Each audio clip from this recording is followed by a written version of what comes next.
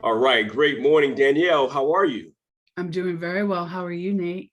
Doing excellent. Doing excellent. Listen, it was such a pleasure meeting you at the Great American Speak Off, and I'm delighted to have the opportunity to connect with you because I think you have a very powerful message and just great energy overall. And so I just wanted to start out this morning by just simply asking you to just share a little bit about your story. Who are you? So I'm Danielle Maur, obviously, and let me just return the feelings. Nate, it was amazing meeting you there. And, there were so many people, but there were few that I actually resonated with, that I was actually drawn to. And you were one of them. I think we kept bumping into each other the entire time. So uh, very honored to be sitting here with you today. So thank you. Um, I am a former executive director for a major health and fitness company, spent 15 years there creating programs across the United States for about 157 locations. But then I transitioned out and I decided in 2020, as the company needed to kind of shave down and let people go after the pandemic with when they reopened, uh, it was my time. I knew it was my time because I had had a stroke about 2 years prior to that, and it nearly took my life. And it was a very long recovery.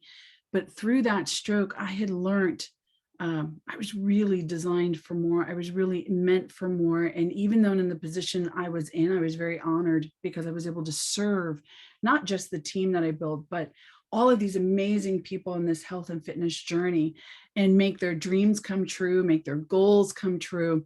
But I knew I had to do that in a much deeper, bigger way.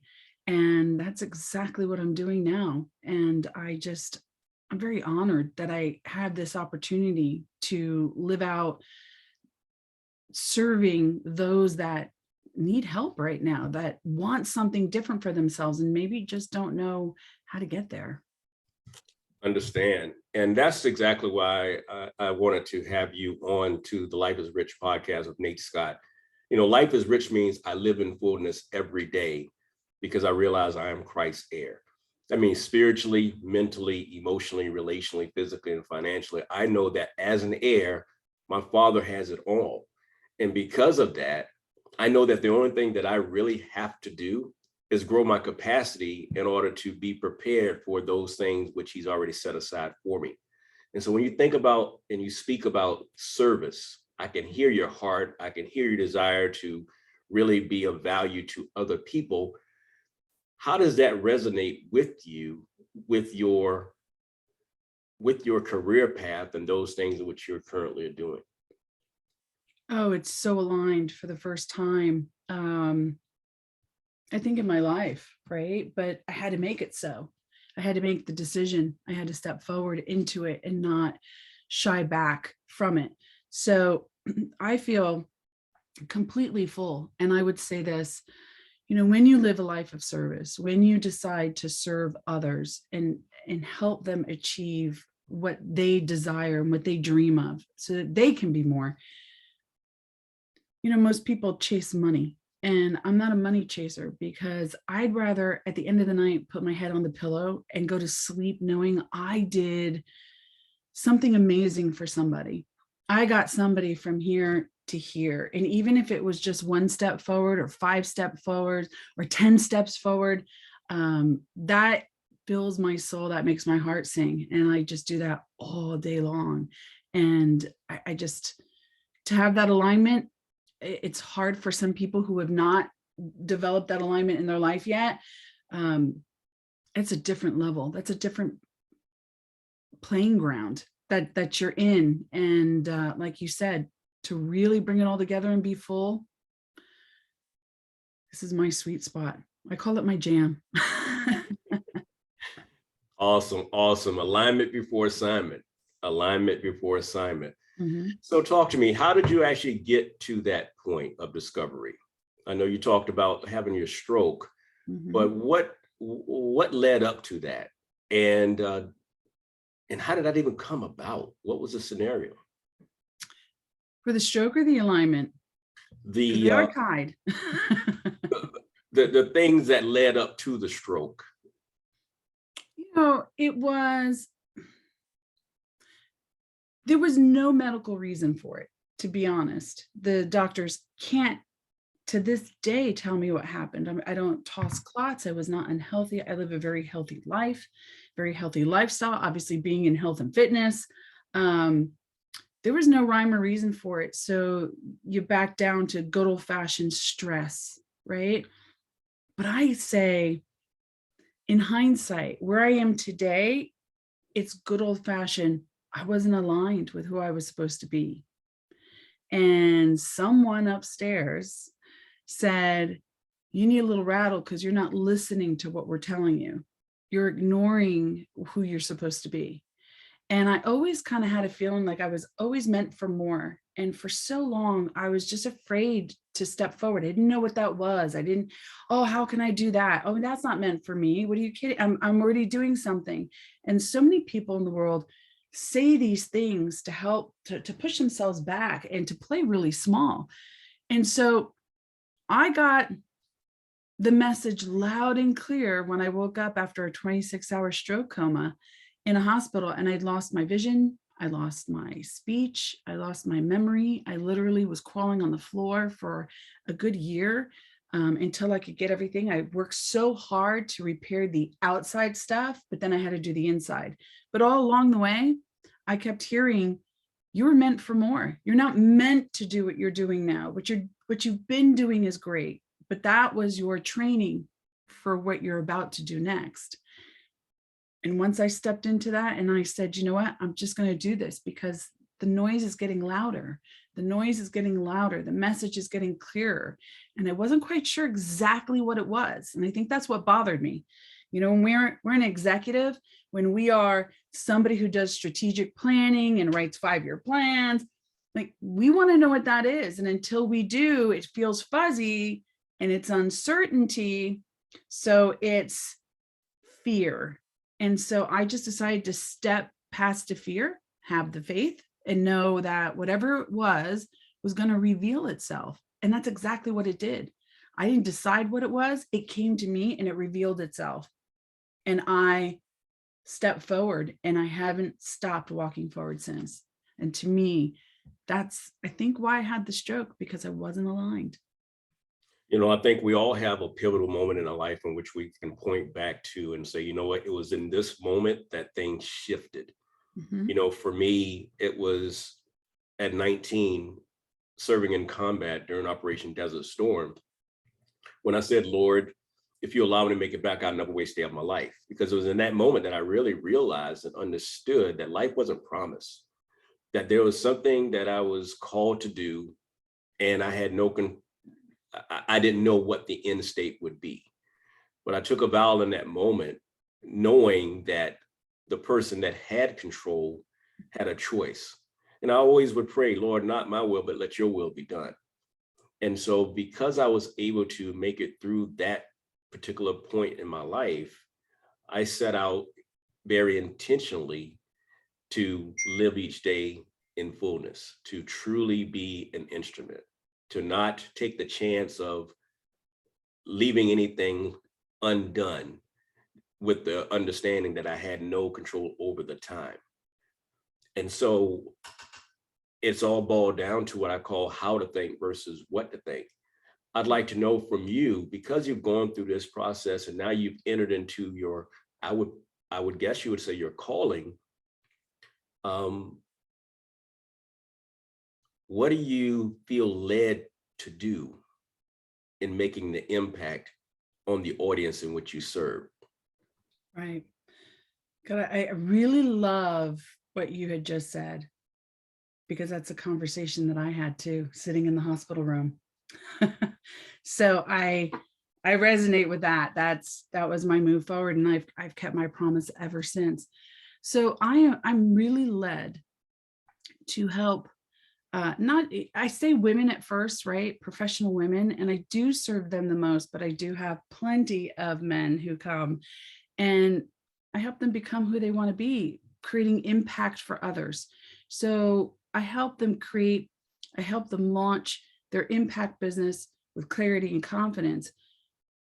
but I don't launch products, right? That's not me. I want to know that you're going to go serve someone else. So I call it the spider web of influence, that you're there to, whether you teach forgiveness, whether you are a life coach, whether you are somebody who teaches someone to get through Hashimoto's, to be a better mom, to whatever your jam is. I listen and I actually interview people because I want to make sure that they're right here, right? This isn't here. We're not chasing the dollars. We're going for the heart, and we really want to help somebody else. And I serve those people all day long. I won't go to sleep until I know I've done a great job for them and get them to where they want to be, because I know what it means to be misaligned. And I want them to be aligned with their true selves. I do.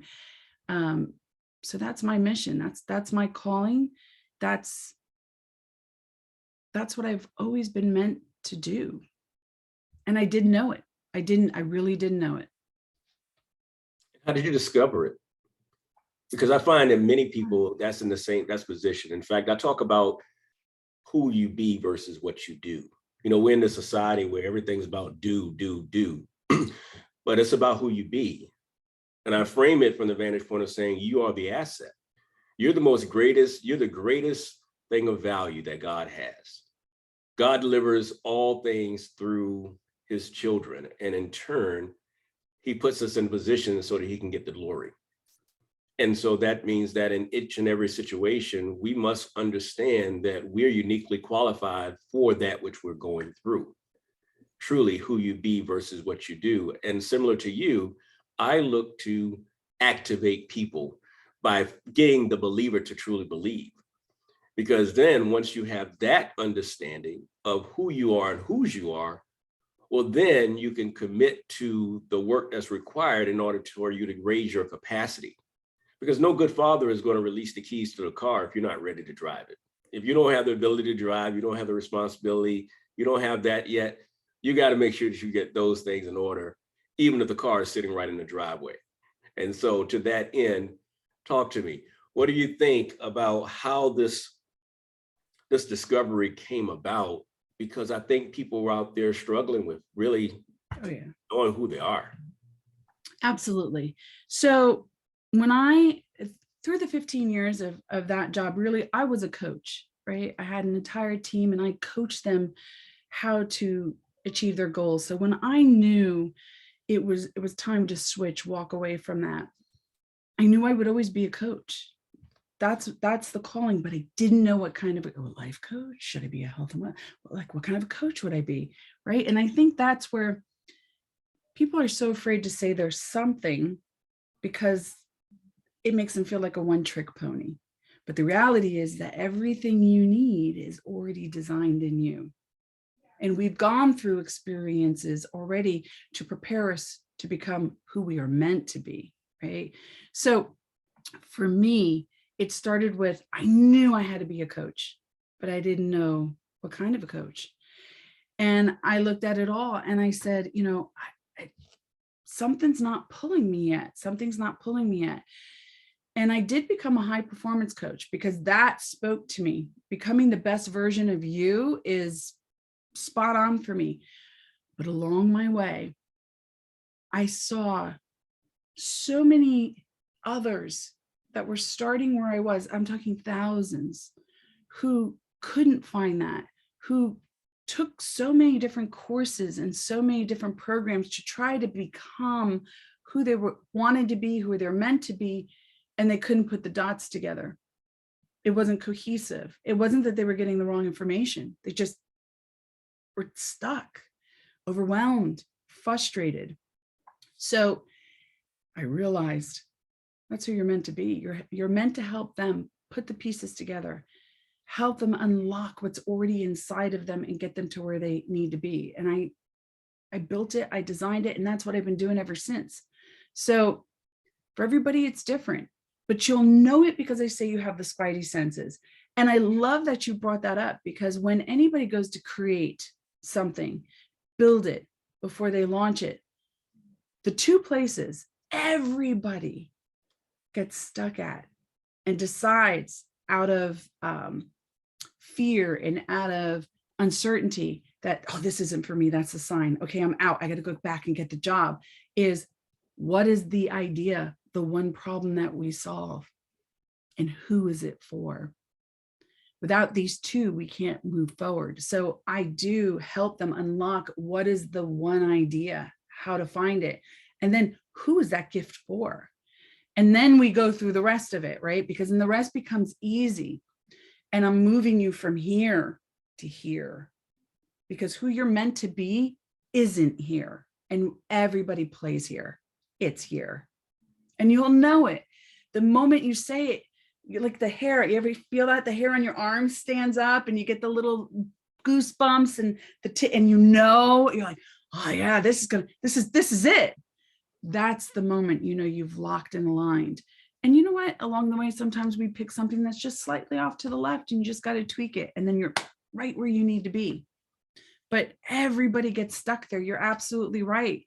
Because there's so many ideas and people know they're good at so many things that they're just so afraid to pick one because they think it limits them, but it doesn't.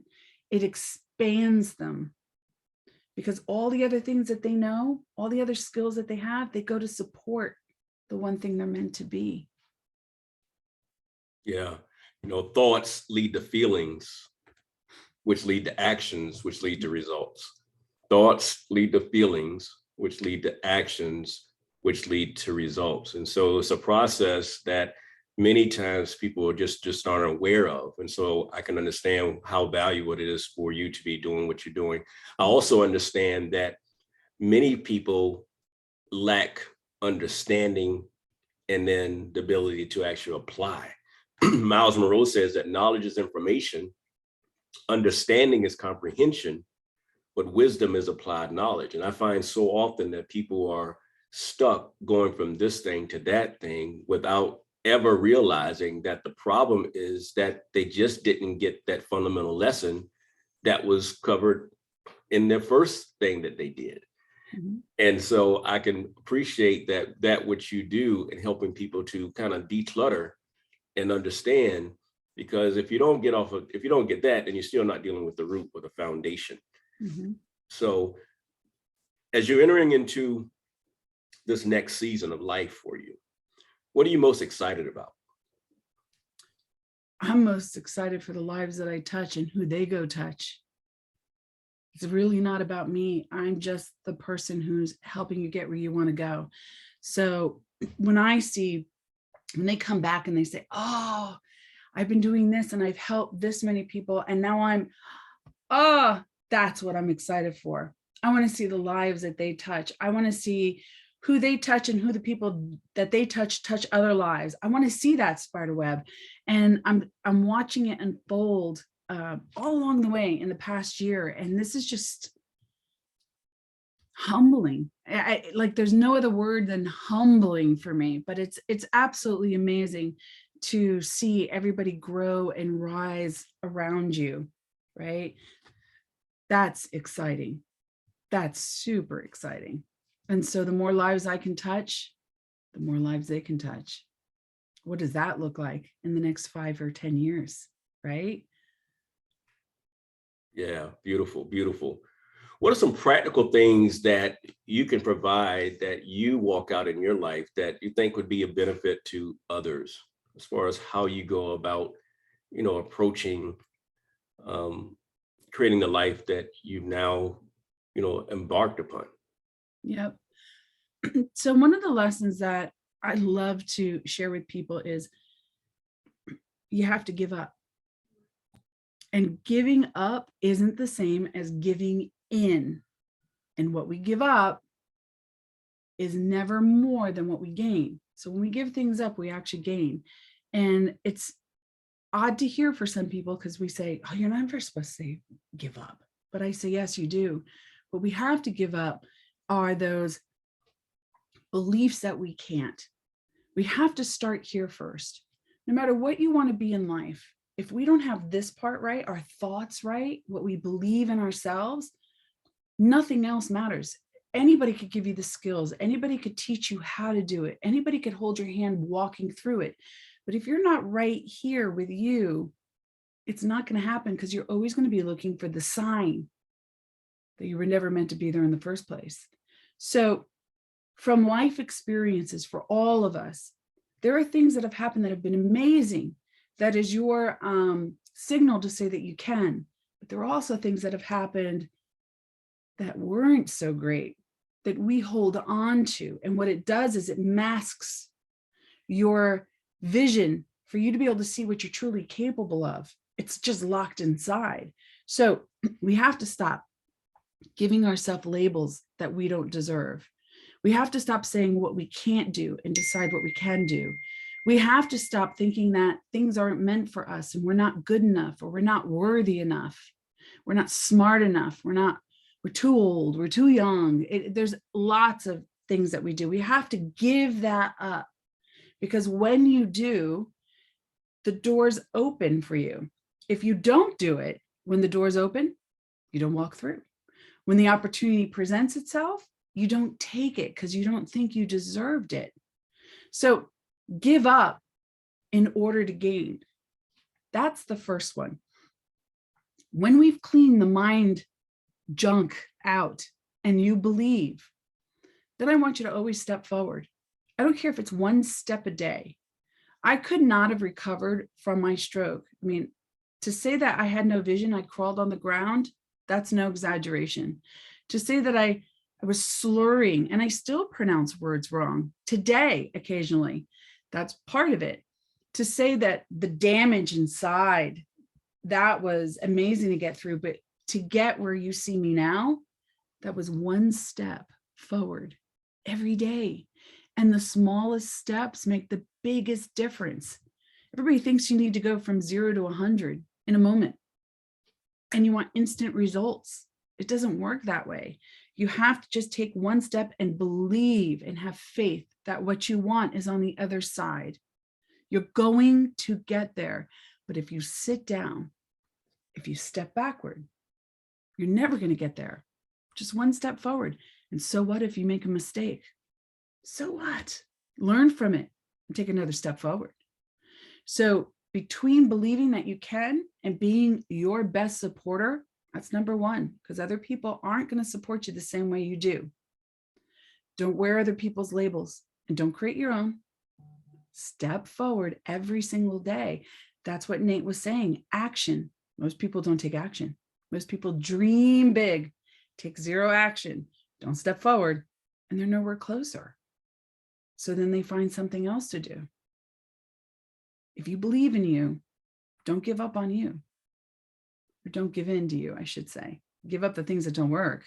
Give up the things that don't serve you, but just keep walking forward. And it will unfold. You will learn, and you will be on the path you're meant to be on. And at some point, you're going to turn and go, wait a minute, I just crossed the world. When did I do that? Because you're so focused on the one step. Stop thinking about, I have to cross the world from the beginning. That's overwhelming. Wow. Wow. That's awesome, Danielle. Danielle, at this stage of your life, how important is your health and wellness? I mean, what did you really discover through that, what you've been through, that could be a benefit moving forward with and helping other people moving forward? How important is health and wellness to you? Number one, and it should be number one for all of us. And here's why. If you want to live a life where you serve others, if you don't have the energy, if you don't have the health, you can't give at your fullest, right? If there's not enough gas in the car can't get to the destination. You're going to run out of gas and be on the side of the road hitchhiking. You must take care of your health. You must set up boundaries. You must know what's healthy for you and unhealthy. So that goes from the people that surround you. If they're not supportive, if they're not, if they're abusive, we need to get into a place that's healthy for you. You need to eat right. It doesn't mean you need to go work out, 6 hours a day, 5 days a week, but you do need to be healthy. You need to watch and protect you, because no one No one can protect you better than you can. And you're going to need that so that you have enough to give to others. Because that's really the role of serving. It's not taking, right? When we take, that's easier. But when we give, we're giving energy. We're giving love. We're giving pieces of ourselves to others. So you got to have enough in your tank. So health, number one. And that means those boundaries, I have clear boundaries. I have a daughter who's 23. I have a husband. There's family time, and that's on weekends. There is nothing you can do to take me away from my family. There's my time when I know I call it going dark, and I suggest it for anybody and everybody. I call it going dark. I used to teach it to my team. Going dark means not becoming me. It means shutting everything off, and you just being with you. Whatever it is that puts you back. If you meditate, meditate. If you like to listen to music, go listen to music. If you like to go to a big movie house and just phase out, go phase out. Do whatever, read a book, do whatever it is that grounds you, where you're taking care of you and it's just you. Because from there, you kind of rise 30,000 feet in the air and you can see everything for what it really is. Sometimes we're in the weeds. We think it's something bigger than what it is or worse than what it is, and it's not.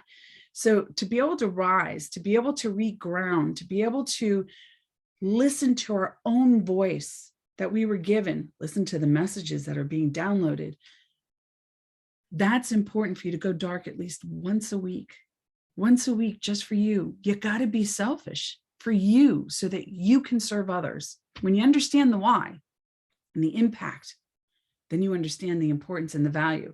And that goes to part of your health. If I don't go dark at least once a week, I can't go into flow. And if I can't go into creativity flow, then I can't create the next 5 things for the people that I serve. That's the right thing. Instead, you start grabbing at straws. And I'm not one who believes in scarcity. I believe in abundance all day long, every single day. And that's real, because there is a difference. Yeah. I asked that question because the Life is Rich message is about the total being. Life is rich, live in fullness every day, realize I'm Christ's heir. That means from the foundation, spiritual, then mental, then emotional, then relational. And I call that the core. And then if you got the core solid, well, then it manifests in your physical and your financial. So what would you say you've learned through your own personal experiences, as well as through serving others, about the true importance of finances? We all have a different definition of what strong finances are. Let's be honest. We all have different definitions of what success is. What I might think is good finances isn't good finances for someone else, and is the best finances for. So when it comes to finances, I believe this. This is my belief for me. When I've served well, when I've done well, when I've laid it all on the mat, the finances follow. But it means I have to be really true and authentic and honest, right? Finances, when you have everything in harmony, as you're saying, Nate, right? Your perfect harmony, it's your vibrations go up, like you're on a different plane, and it just all seems to come together. It's always when there's a kink in the chain, you can feel it and you got to fix it. But for me, for finances, while they are absolutely important in order to survive, I just know they come with a package when I have everything else right. And so I don't focus finance first. I never have. I just never will. That's just me. And that may be different. I'm not sure if that's different for you, Nate, but I put that at the bottom of my priority list, because I've never had a struggle with finances. It's always been there. Yeah. Yeah. Well, the reason I asked that question, and it's so important for me to always bring this to head, is because life is rich. Mm-hmm. Again, there's an order. There's an order in which I focus on to ensure that someone recognizes that there's an importance level, because you can pull something out. If you have something in the wrong order, then it will reflect in other areas. Mm-hmm. So when that core is right, spiritual, mental, emotional, relational, well, the physical and the financial can still be overcome. Because the truth of the matter is, for example, with work, we don't work because we have to. We work because we want more. We're not working because we can't get our needs met. The truth of the matter is, for shelter, the person sleeps under the bridge. Mm-hmm. Their needs are being met. The reality is the person that is homeless still eats. The needs are being met. The work that people do is always because there's a desire for more. But in having more, it's a reflection of the value in which one delivers. Mm-hmm. So it's not something pie in the sky. It's not something that just happens. It's something that has to be intentional if one wants something intentional at the end. And I believe that it's a responsibility for everyone that's in the space of enhancing lives to be able to say, you know what, there's an order. And my order my focus may be here, but at the end of the day, we all do know that there's a financial worry that's caused by the fact that, that's revealed by the fact that 77 million baby boomers are retiring and facing a cash flow danger. And 66 out of 100 people age 65 earn less than $30,000 of retirement. Those are real issues that people that have full-time jobs and are doing everything that people say to do still end up with that result. So there's something that's missing. And it's my desire, and this Life is Rich podcast is all about being able to bring people exposure to people who are doing great things, to expand beyond those things that are done and shared on the traditional mediums, to be able to say, but let's now bring the practical application, because far too often people are working really, really hard, doing everything that people say to do, but they're still missing the mark. And that leads to financial worry, which deals with the mind, which then leads to financial stress, which means the body, and then it's financial anxiety, which is both the mind and the body. My desire is to help people to overcome, reduce, and eliminate that financial worry. Because if we don't do that, then no matter what great things people are doing, they still are really settling for less than what God has already laid aside for each and every one of us. So that's the spirit behind that question. So Nate, I also, with what you just said, so many people have such a bad money mindset, and they either feel like they don't deserve it, they don't understand, they don't respect it. So as fast as they earn it, it's as fast as they spend it. And part of that is what gets people in trouble. So they need to understand that the wealth that comes for you, you need to understand what to do with it in order to multiply it so that you don't have to go into that state. Then you'll find people who put money on the top of the chain, and they tend to operate out of scarcity.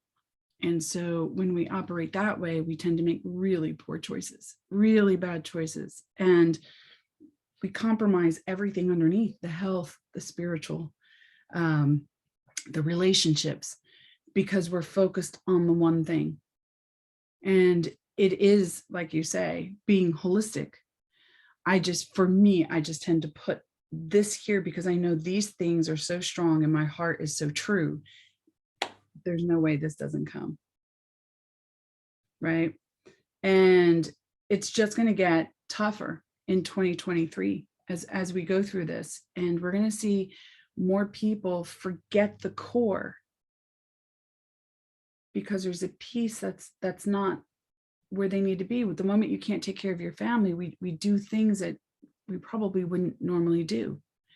So I hear you on that, Nate. And so I would say, if we could get the mindset around money to be the right mindset, for you to know what the goal and how to save the money, how to invest the money, what you can do with what you have, people can start to see a better day and not go into the hamster wheel, as we would say, right? Yeah, and that's why it's so important for people like us to come together and to get that out there. Well, listen, what steps would one take in order to engage with you? What instructions would you give them to connect with you, and who should be connecting with you? Anybody who, I'd love to continue to focus on women. So any women who want to build an impact business. So we're going to go help somebody else. We're not going to go sell something like a glass of water or something. The best way to get a hold of me is to go to GetLaunched with an ED agency.com. And there are some free resources, and you can even hit support at getlaunchtedagency.com. Even if you just came to look for me on Facebook for Danielle Maur and you sent me a DM and you say, I saw you with Nate, I am pretty approachable. As Nate should know, I am pretty grounded and my feet are down on the ground, and you raise your hand, I show up. So I would love to be of service to anybody who wants to create something for themselves and live in harmony and have a balance. I'm all about making you the best version of you. And it's not my idea of you. It's who you've got a calling. It's not my calling, but I'm here to bring it to life. That's the best way to get a hold of me. Awesome. And in conclusion, I'd love for you to look into the camera and speak directly to the audience, and they'll also be able to hear it in audio. But what would be your parting words that you'd like to leave them with? Every single one of you has a gift, whether you see it today or not. Sometimes it's just locked inside of you. And there is a moment where we decide that we want to become something. Then we want to be something. But my job and Nate's job is to get you to be able to say, I am living your dream, becoming who you're meant to be, is a right for all of us. But you have to step forward, not sit down, not step back, not think it's for somebody else. So if you don't believe in yourself now, maybe you're wearing some labels, maybe you think you failed at something, whatever that is, we've all been there, including all the giants that are out there. Trust me, I know. We need to shake that free first. And we need to find in you what you have, because there's something in your hands right now that is who you're truly designed to be. And it's time to release that to the world. Find that alignment. Keep the balance that Nate says, and the harmony. And more than 2023, more than a recession, when you find this alignment, your life will never be the same. You'll start to ask yourself the same way I did, and I'm sure the same way Nate did. What was I thinking all these years? So it is time for you to unlock your gifts and not be afraid of it. Not question what it is, or even if you have one, because I've heard that too. It's in you. We just need to unlock it. It's time for you to become I am